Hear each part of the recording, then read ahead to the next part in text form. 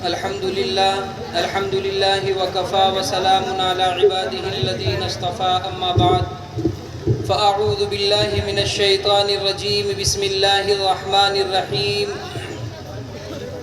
وجنبني وبني أن نعبد الأصنام صدق الله العظيم. عزیزان گرامی، اللہ کا بے انتہا کرم اور اس کا احسان ہے کہ اللہ تبارک و تعالی نے ہمیں اور آپ کو دین کی نسبت سے کچھ دیر بیٹھنے کی توفیق عطا فرمائی،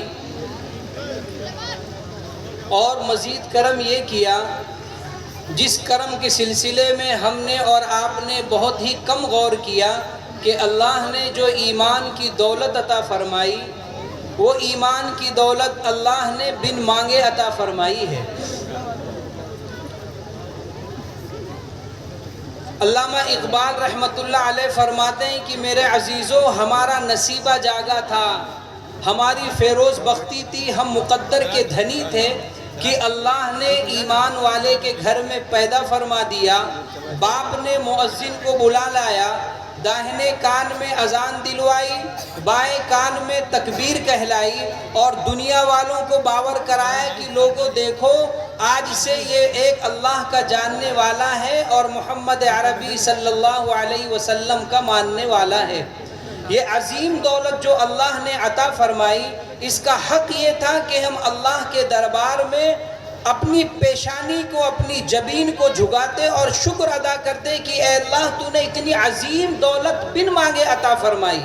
اور اس دولت کو پانے کے بعد آج کا ماحول اور آج کا سماج اس سے اس قدر بیزاری کا اظہار کر رہا ہے. میں تمہیداً یہ بات آپ کے سامنے کہہ رہا ہوں کہ مجھے بات آپ سے کرنی ہے جو آج کے دور کا سب سے حساس مسئلہ ہے کہ کفر اور ارتداد ہمارے سماج میں بہت تیزی سے پھیل رہا ہے. یعنی آدمی ایمان والا ہونے کے بعد وہ دائرے اسلام سے خارج ہو جا رہا ہے، برضا و رغبت خارج ہو رہا ہے، نوجوان بھی خارج ہو رہا ہے اور بچیاں بھی خارج ہو رہی ہیں. اس سلسلے میں بڑی بڑی تنظیمیں، بڑی بڑی یونیورسٹیاں، بڑے بڑے تحریک چلانے والے لوگ خود فکر مند ہیں کہ آخر کیا وجہ ہے. وہ چند وجہ تو انشاءاللہ آخر میں رکھی جائے گی، لیکن تمہیدی طور پر جو بات مجھے آپ سے کہنی ہے کہ اللہ نے جو ایمان کی دولت عطا فرمائی ہے یہ اتنی عظیم دولت ہے، اتنی عظیم دولت ہے کہ اللہ اگر دنیا میں عزت دے دیتا، شہرت دے دیتا، دولت دے دیتا، سب کچھ دے دیتا، اگر پلے ایمان کی دولت نہ ہوتی تو دنیا کے سب سے خسارے والے لوگوں میں ہمارا بھی شمار ہوتا. اور ایسا نہیں ہے کہ اس روئے زمین پر بادشاہت کسی کو نہ ملی ہو، دولت کسی کو نہ ملی ہو، شہرت کسی کو نہ ملی ہو، سب کچھ ملی تھی، لیکن ہم انہیں کیا کہا؟ ہم نے اس کو فرعون کے نام سے جانا، ہم نے اسے قارون کے نام سے جانا، ہم نے اسے ابو جہل کے نام سے جانا. اور وہ غربت کی نچلی سطح پر زندگی گزارنے والے صحابہ کرام، وہ چاہے ابو بکر و عمر ہی نہیں، یہ تو سماج کے باعزت لوگ تھے جن کو لوگ حقیر سمجھ رہے تھے، جن کو لوگ مفلس اور قلاش سمجھ رہے تھے. کہتے تھے کہ تم تانے شبینہ کے محتاج ہو، تمہاری کیا حیثیت ہے؟ بلال حبشی ہو، ابو دردہ ہو، ایسے صحابہ کرام جن کے پلے ایمان کی دولت ملی، آج ہم ان کا نام لیتے ہیں تو ادب و احترام سے لیتے ہیں، ہمارا سر ان کے ادب میں جھک جایا کرتا ہے. وہ دولت اللہ نے میرے عزیزو ہمیں عطا فرمائی.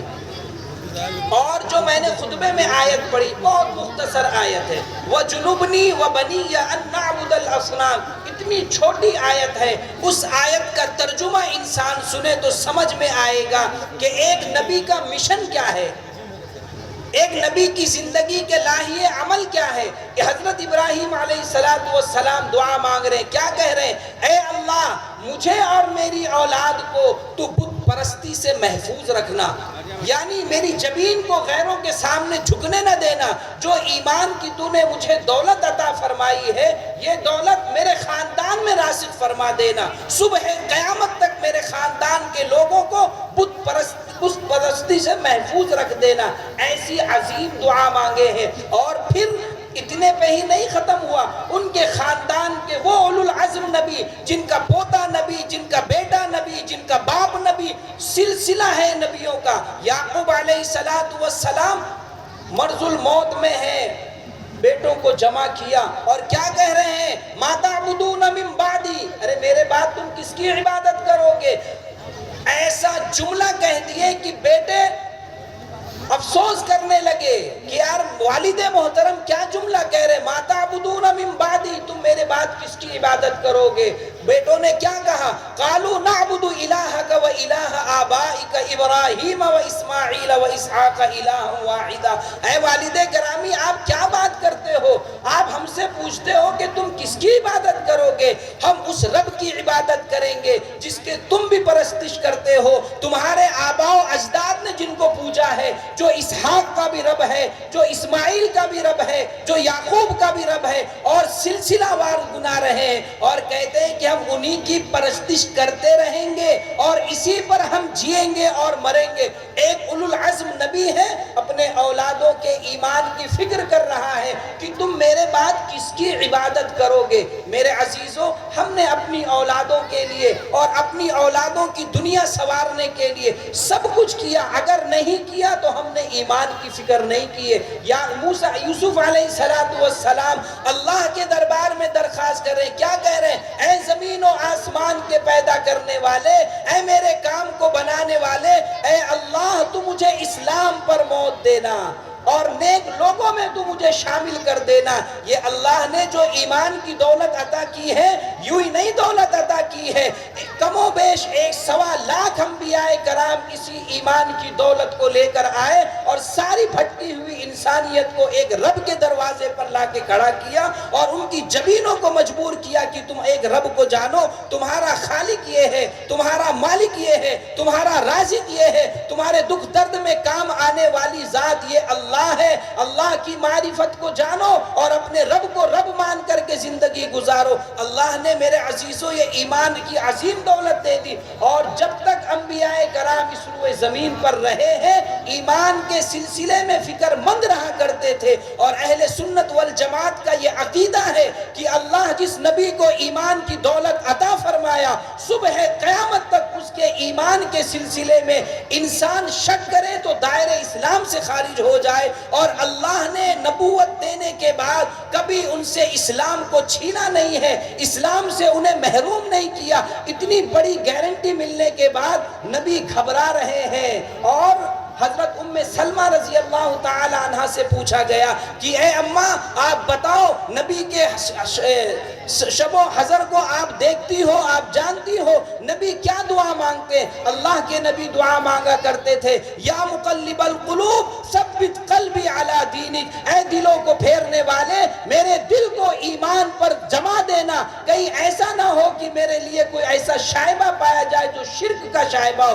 ایک نبی ہے، اولو العزم نبی ہے، اور اپنے ایمان کے بچانے کے لیے دعا کر رہا ہے، اور جب نبی نے دعا مانگی اس کے بعد کے جو صحابہ کرام ہیں، اور صحابہ کرام خود فکر مند ہوا کرتے تھے اور تابعین بھی فکر مند ہوا کرتے تھے۔ حضرت سفیان ثوری رحمت اللہ علیہ کے بارے میں آتا ہے، آخر عمر ہے، بیمار ہے، مرض الموت میں مبتلا ہیں، رو رہے ہیں، لوگ آئے اور کہنے لگے کہ اے سفیان کیا تم اپنے آپ کو گناہگار شمار کرتے ہو؟ کیا آپ اپنے آپ کو اللہ کا باغی شمار کرتے ہو؟ کیا تم اپنے آپ کو اللہ کا باغی شمار کرنے کے بعد اپنے گناہوں کے بوجھ کو زیادہ محسوس کرتے ہو؟ حضرت سفیان ثوری رحمت اللہ علیہ نے زمین سے ایک مٹی اٹھائی اور آسمان کی طرف دیکھا اور کہا کہ اے لوگوں میرے گناہ کا بوجھ اس مٹی سے بھی ہلکا ہے۔ تو لوگوں نے کہا پھر روتے کیوں ہو؟ حضرت سفیان ثوری رحمت اللہ علیہ نے فرمایا کہ میں رو اس بات پر رہا ہوں کہ کہیں ایسا نہ ہو کہ میری موت آئے اور میرے پلے ایمان نہ رہے، میری موت آ جائے میں دائرہ اسلام سے خارج ہو جاؤں، اس لیے میں رو رہا ہوں۔ میرے عزیزوں ان حدیثوں کے اور ان واقعات کو، ان مضامین کو سننے کے بعد پتہ چلتا ہے کہ انبیاء کرام کس قدر ایمان کے سلسلے میں ڈرے اور سہمے رہا کرتے تھے۔ اللہ نے اتنی عظیم دولت عطا فرمائی ہے، ہمیں ذرہ برابر اس کے سلسلے میں احساس نہیں ہے کہ دائرہ اسلام اسلام سے ہم کیوں خارج ہو رہے ہیں؟ میں یہ بات اس لیے کہہ رہا ہوں میرے عزیزوں، میں بمبئی میں رہتا ہوں، ہم لوگ بہت سی تنظیموں میں جڑے ہیں۔ گزشتہ مہینے کی میں رپورٹ آپ کو دیتا ہوں، ایک مہینے کے اندر 28 مسلم بچیوں نے اپنے ہاتھ سے لیٹر لکھ کر کے اپنے علاقے کی پولیس چوکی میں لیٹر کو دیا اور کہا کہ ہم اپنی رضا سے اور ہم اپنی مرضی سے، ہم اپنی چاہت سے فلاں کے ساتھ شادی کریں گی اور ہم اپنے اسلام کو خیر بات کہتی ہیں، ہم اپنے اسلام کو پسے پشت ڈالتی ہیں۔ وہ رپورٹیں میرے موبائل میں خود موجود ہے، جمعیت علماء کی رپورٹ موجود ہے۔ یہ دانشوران قوم سرنگو ہو گئے کہ کیا ہو رہا ہے سماج کے اندر۔ ان بچیوں کو جن کو ایمان کی دولت دینے کے لیے، ان کی ایمان کی بقا کے لیے آج بڑے بڑے نسواں کھولے جا رہے ہیں، تعلیم کے مراکز کھولے جا رہے ہیں، اور امت محمدیہ کی یہ مائیں دائرہ اسلام سے خارج ہو رہی ہے۔ باپ رو رہا ہے، ماں رو رہی ہے، پولیس چوکی کے دروازے پر بچی بیٹھی ہے، گھر آنے کو تیار نہیں ہے۔ باپ کے آنسو گر رہے ہیں، ماں کے آنسو گر رہے ہیں کہ ایک انسان اگر کا مشرک بنے گا وہ ایک بنے گا، لیکن اگر ایک بچی مشرک بن گئی، ایک نسل مشرک بنے گی۔ میرے عزیزو، یہ ہمارے سماج کا بدترین دور گزر رہا ہے۔ آج ہمیں افسوس کرنے کا مقام ہے کہ یہ بچیاں دائرہ اسلام سے کیوں خارج ہو رہی ہیں۔ گزشتہ مہینے کے پروگرام میں رپورٹ لائی گئی، 2 وجہ سامنے آئی۔ کتنی وجہ؟ 2 وجہ سامنے آئی۔ وہ دونوں وجہ میں آپ کے سامنے رکھ کر اپنی بات کو میں ختم کر دوں گا۔ ایک تو بات یہ سامنے آئی کہ آج دنیا کی رنگریلیاں اور عصری تعلیم کا بھوت، اس کا خمار، اور عصری تعلیم کو پا لینے کے بعد دنیا کے اندر آئیں گے اور عیش و عشرت کی زندگی گزاریں گے۔ کہاں دوپٹہ، کہاں نماز، کہاں پردہ، کہاں بے حیائی کا وہ بول بالا ہوگا۔ وہ جب دنیا کو اپنے سامنے دیکھ رہی ہے تو اسلام کے سلسلے میں ان کے دل میں کدورت بیٹھ رہی ہے، نفرت بیٹھ رہی ہے کہ اسلام میں رہیں گے تو ہمیں پردے میں مقید کیا جائے گا، اسلام میں رہیں گے تو ہم پر شریعت کا قانون نافذ کیا جائے گا۔ ایک تو یہ بات سامنے آئی، اور دوسری جو سب سے اہم بات سامنے آئی ہے وہ یہ ہے کہ آج جہیز کی لعنت نے، جہیز کی نحوست نے بچیوں کو بھاگنے پر مجبور کیا ہے، بچیوں کو غیروں کے ہاتھ میں ہاتھ دینے پر مجبور کیا ہے۔ آپ دنیا کو اپنے قدموں میں لا لیے ہو۔ موبائل کا دور ہے، انٹرنیٹ کا دور ہے، واٹس ایپ آپ کے پاس ہے، فیس بک آپ کے پاس ہے، انسٹاگرام آپ کے پاس ہے، ٹویٹر آپ کے پاس ہے۔ آپ اس کو کھول کر کے دیکھو، آپ کے سامنے روزانہ کی رپورٹیں آئیں گی۔ کہاں امریکہ ہے، لیکن آج امریکہ بھی ہمارے مٹھیوں میں ہے۔ ہم اس کے شب و روز کی خبروں کو نشر کرتے ہوئے دیکھتے ہیں۔ ایسی رپورٹیں سامنے آ رہی ہیں کہ اللہ حفاظت فرمائے۔ میں ایک عالم دین کا خط آپ کو پڑھ کے سنا دوں، ان کا خط اتنا اہم ہے جسے چاہیے رہے گا تو ہمارے مدرسے کے استاد کے پاس بھی موجود ہے، مفتی آزاد صاحب، وہ بھی سماعت کیے ہیں، میرے موبائل پہ بھی ہے، اور ہمارے استاد مولانا اشفاق صاحب ان کے موبائل میں بھی ہے۔ حضرت نے جو ایک خط پڑھ کے سنایا میرے عزیزوں، وہ لوگ جن کو اللہ نے اولاد کی نعمت عطا فرمائی ہے وہ کان کھول کے سن لیں کہ اگر آپ نے اپنی روش میں تبدیلی نہیں لائے اور اپنے سماج کو سدھارنے کے لیے فکر مند نہیں ہوئے، کل قیامت کے دن اللہ ہم سے باز پرس کرے گا اور پھر ہمارے قدم پیچھے نہیں ہٹیں گے۔ حضرت نے لکھا ہے کہ ایک بچی نے میرے پاس خط لکھا، اور کیا لکھا جانتے ہو؟ کہ اے محترم، میں آپ کے نمبر کو بہت دنوں سے تلاش کر رہی تھی، بڑی مشقتوں کے بعد مجھے نمبر ملا ہے۔ اس نے جو سوال آگے لکھا، کتنا اہم سوال لکھا، کیا سوال لکھا جانتے ہو؟ کہ مولانا صاحب، ہم 3 بہنیں ہیں، میری والدہ گھر میں بیمار رہتی ہے اور میرے والد صاحب نوکری کرتے ہیں 12 سے 15 ہزار روپے کی، بمشکل ہمارے گھر کا خرچ چلتا ہے۔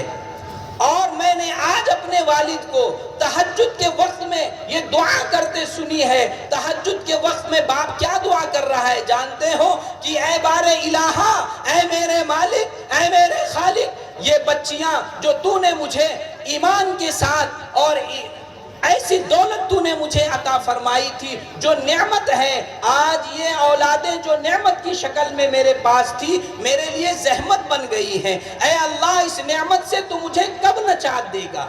باپ کیا کہہ رہا ہے اے اللہ تو مجھے اس نعمت سے کب نجات دے گا؟ میں دنیا کے سماج کو برداشت کرنے کی طاقت نہیں رکھتا ہوں، میں ان کے جہیز کے انتظام کرنے کی طاقت نہیں رکھتا ہوں، میں 1,00,000 2 لاکھ روپے کی بات تو چھوڑو 10-5 لاکھ روپے اے اللہ کہاں سے لاؤں گا، اور ان کے ہاتھوں کو میں کیسے رنگوں گا، ان کی شادی بیاہ کا انتظام میں کیسے کروں گا؟ ایک باپ رات کی تاریکی میں اللہ سے مناجات کر رہا ہے اور اللہ آسمانی دنیا پر تشریف لا چکا ہے، اور باپ کہہ رہا ہے اللہ اس نعمت سے مجھے تو کب نجات عطا کرے گا؟ بچیاں چھوٹی ہوتی ہیں، بچیاں جب بڑھ جاتی ہیں تو ان کے ماں باپ کی محبت کا کوئی اندازہ نہیں لگا سکتا ہے۔ وہ بچیاں جو 18 اور 20 سال تک باپ کے گھر میں ماں کے گھر میں رہی ہو، ایک بکرا پال لیا جائے، ذبح کرنے کے لیے آدمی پچھاڑے کھاتا ہو، وہ باپ سے جا کر کے پوچھو جو 18 سال جس بچی کو پالا ہو غیروں کے ہاتھ میں دینے کے لیے تیار بیٹھا ہے، لیکن اس کے پاس جہیز کا انتظام نہیں ہے۔ بیٹی نے خط میں لکھا کہ مولانا صاحب جب باپ اپنی اولاد کو نعمت کو زحمت سمجھنے لگے، کیا ایسے موقع پر ہمیں شریعت خودکشی کرنے کی اجازت نہیں دیتی ہے؟ اندازہ کرو کہ کیا بیٹی کہہ رہی ہے کہ جو باپ اپنی اولاد کو نعمت کے جگہ پر زحمت بنائے، مصیبت بنا رہا ہو، کیا ایسے موقع پر ہمیں شریعت خودکشی کرنے کی اجازت نہیں دیتی؟ یہ میرے عزیزو آج ہمارے سماج کا حال ہے۔ اور ابھی لکھنؤ کی رپورٹ آئی تھی، گھر کے دروازے پر بارات آ چکی ہے، لڑکی کو بناؤ سنگار کیا جا رہا ہے، باپ غسل خانے میں گیا ہے، 15 منٹ ہو گئے اس کا دروازہ توڑا گیا، باپ اندر لٹکا ہوا ہے اور سوسائٹی کی پرچی پر لکھا ہوا ہے کہ جو مہمان میرے دروازے پر آ رہے ہیں میں ان کی ضیافت کے لیے، میں ان کے تکریم کے لیے میرے پاس کوئی اثاثہ نہیں ہے، میرے پاس کوئی پیسہ نہیں ہے کہ میں ان کے لیے ان کے 2 وقت کے کھانے کا نظم کر دوں۔ بچی بناؤ سنگار میں مصروف ہے اور باپ خودکشی کیا ہوا ہے۔ میرے عزیزو یہ ہمارا سماج کس حد تک گر چکا ہے کہ آج مسلمان بچیوں کو ہم نے مجبور کیا ہے کہ وہ دائرہ اسلام سے خارج ہو جائیں۔ اور میں بتا دوں آپ کو اس علاقے میں ہم بھی بہرائچی کے رہنے والے، ہم نے سنا 8 لاکھ 9 لاکھ روپے کی شادیاں ہو رہی ہے، ایک بچی کو دیکھنے کے لیے 3 دفعہ 4 دفعہ کی مجلس لگ رہی ہے، لوگ آتے ہیں جاتے ہیں، اس کے اعضاء و جوارے کو دیکھتے ہیں، اس کو چلا کر کے دیکھتے ہیں، اس کو بیٹھا کر کے دیکھتے ہیں، اور سب کچھ ہو جانے کے بعد ایک وقت ایسا آتا ہے کہ عہد و پیمان ہوتا ہے اور لین دین ہوتا ہے، آخر میں جب یہ بات آتی ہے کہ ہم یہ سب نہیں دے پائیں گے تو پھر رشتہ کینسل ہو جاتا ہے۔ میرے عزیزوں اس بچی سے پوچھو جس کو تم نے بے پردہ ہو کر کے دیکھا ہے، تم نے اپنے سماج کی عورتوں کو بلا کر کے اس کو سامنے کھڑا کر کے دکھلایا ہے اور اس کے نشے و فراز کو تم نے دیکھا ہے، اور پھر جب تمہیں رشتہ نہیں کرنا تھا تو تم نے جہیز کا معاملہ نہیں سامنے لایا، اس بچی کو تم نے عیب دار بنا دیا، اس بچی کو تم نے ایسا نقص دار بنا دیا کہ اب وہ چیزیں جب سماج میں گردش کرتی ہے تو اس بچی سے جا کر کے پوچھو کہ جو رات کی تنہائی میں رو رہی ہوگی اس کا ایک ایک آنسو اللہ کے دربار میں گر رہا ہوگا، تو کیا انسان خوشحال رہے گا؟ انسان عافیت کی زندگی گزارے گا؟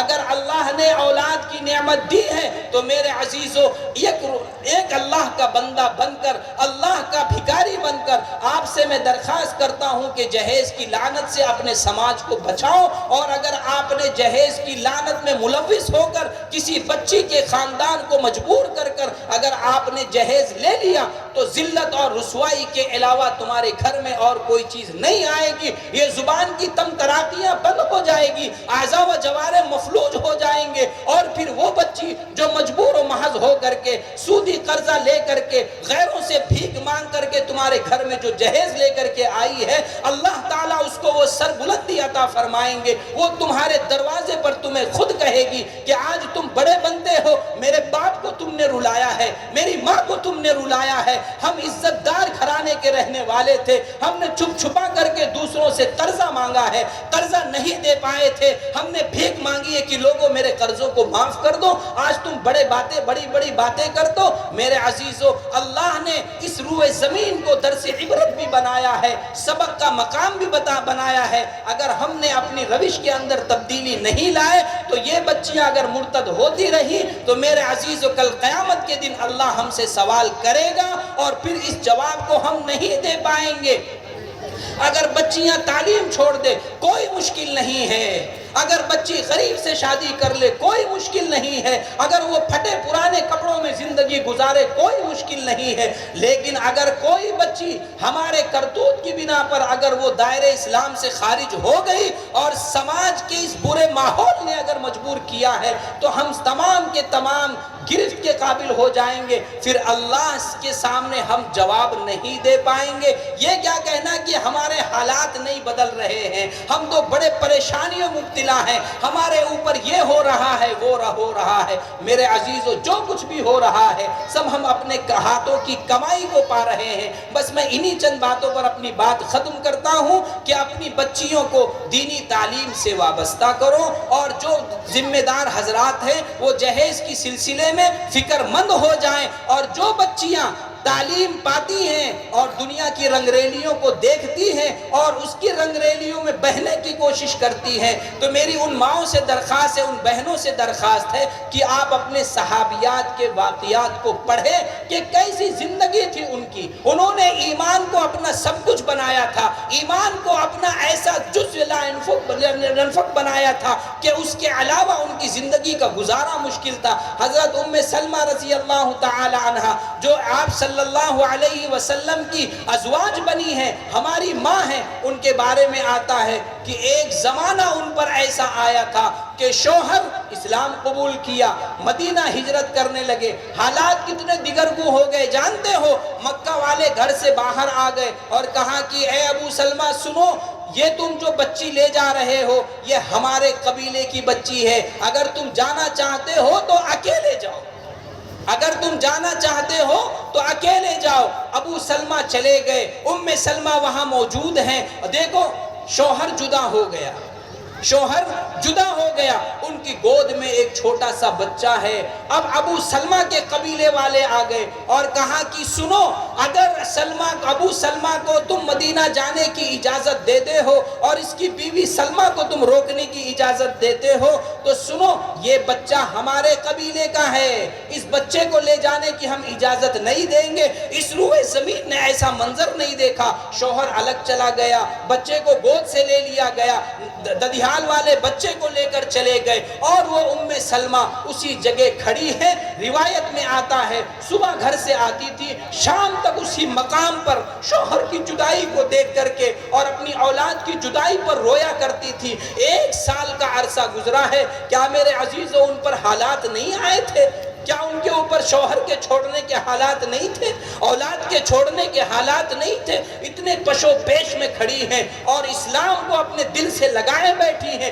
اگر وہ اسلام سے پھر جاتی تو بچہ بھی انہیں مل جاتا، قبیلے والے بھی انہیں تسلیم کر لیتے، لیکن وہ ثابت قدم رہی۔ بچہ چلا گیا، شوہر چلا گیا، 1 سال تک روزانہ گھر سے آتی تھی اور اسی مقام پر کھڑے ہو کر کے رویا کرتی تھی جہاں سے ان کا شوہر جدا ہوا تھا۔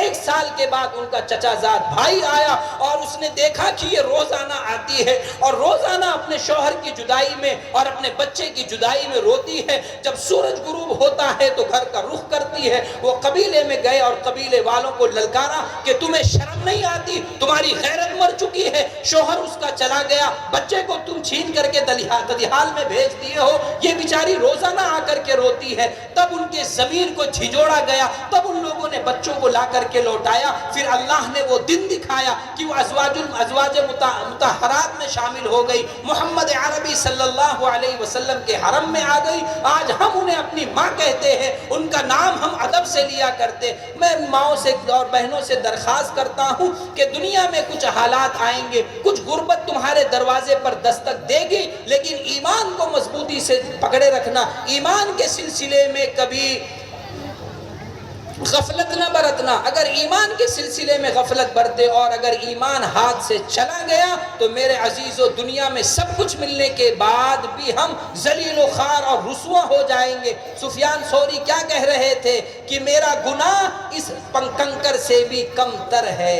لوگوں نے کیا کہا، کیوں روتے ہو، کیوں دہشت دل میں بیٹھی ہے، اللہ کا باغی ہو کیا تم، یہ سب تو نہیں ہے نا۔ حضرت نے کیا فرمایا، فرمایا کہ میں ڈرتا اس بات پر ہوں کہ کہیں ایسا نہ ہو کہ میں دنیا سے جاؤں تو میرے پلے ایمان نہ ہو، میں دنیا سے جاؤں تو میں ایمان سے خارج ہو جاؤں۔ اور جانتے تھے کہ مشرک کی کبھی بخشش نہیں ہوگی، مشرک کی کبھی بخشش نہیں ہوگی، اس سلسلے میں ڈرا کرتے تھے۔ اور آج ہمارے سماج کا حال یہ ہے کہ دھڑلے سے بچیاں غیر مسلم غیروں کے ہاتھ میں ہاتھ دے رہی ہیں۔ سماج کے کچھ لوگ تھوڑی دیر گفت و شنید کا معاملہ کرتے ہیں، اس کے بعد وہ سارا معاملہ سرد ٹوکرے میں چلا جاتا ہے، کوئی فکر مند نہیں رہتا۔ میں کہتا ہوں میرے عزیزوں، اس کے سلسلے میں کھڑے ہو جاؤ، اور جو لوگ اس معاملے میں فکر مند ہوں گے اللہ کل قیامت کے دن انہیں سرخرو کر دے گا۔ اور سماج کی اس برائی کو روکنے کے لیے اور اس پر روک لگانے کے لیے جو کچھ بھی وقت لگاؤ گے اللہ آپ کے لیے اس کو ذخیر آخرت بنا دے گا۔